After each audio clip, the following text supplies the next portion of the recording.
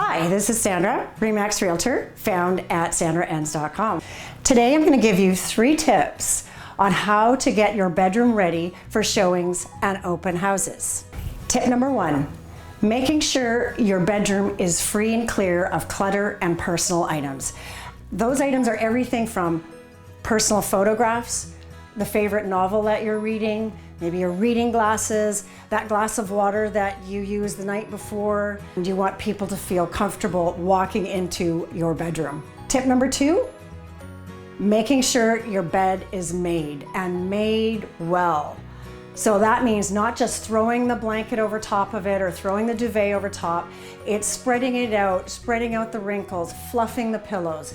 Again, making sure that it doesn't look like you just crawled out of bed, because that's not a comfortable space for people to want to be in, especially in a personal room such as a bedroom.